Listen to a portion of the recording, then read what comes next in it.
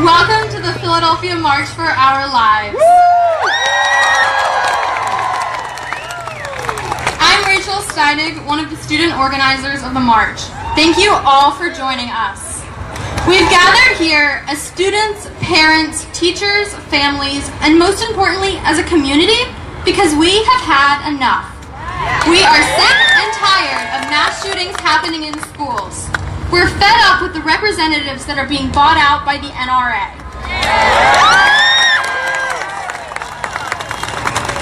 We're fed up with Congress's seemingly inability to pass meaningful gun control legislation.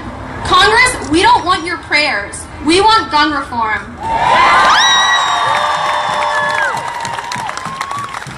If you're not angry, you're not paying attention. Enough is enough. In the words of Emma Gonzalez, we call BS. This is an assault on our futures and should not be our normal. As we protest today in Philadelphia, know that we are not alone. We're part of something bigger. Right at this moment, there are hundreds of thousands of people marching in Washington, D.C. at a march organized by the survivors of the Parkland shooting. We're one of more than 800 sister marches happening around the world. The momentum for change is strong. We're marching in the wake of the National School Walkout, where thousands of students across the country honored the 17 victims of the Parkland shooting. As we fight for change, it's important to acknowledge for a few things. First, the racist and classist media coverage of school shootings.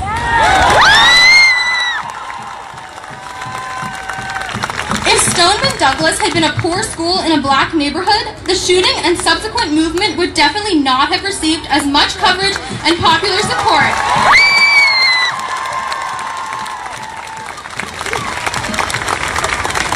Through movements like Black Lives Matter, black youth have been fighting for gun reform for years and haven't been given the support and media coverage that the Parkland students have. This is a problem.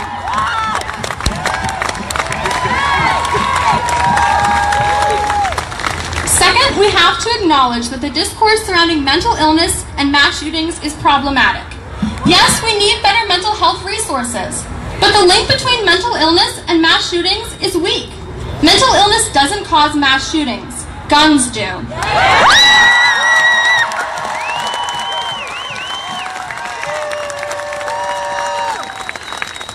The problem is how easy it is to get a gun in America, not mental illness. We need gun control. Thank you for showing up, but this fight is not over today. Just days ago, there was a school shooting at Great Mills High School in Maryland, and there will be another. Maybe not tomorrow, maybe not next week, but there will be another, unless we take action. So don't just march today. There's much more that you can do. Another national school walkout is planned for April 20th, the anniversary of the Columbine shooting. If you're a student, take part. Show up. Register to vote. Call and text your elected officials. Get involved with local groups working on gun violence. I believe in my generation. We've grown up with school shootings as normal. We're used to lockdown drills and bomb threats. But this time, we're done. We're protesting. We're taking to the streets. We're demanding change. And we will not be silenced.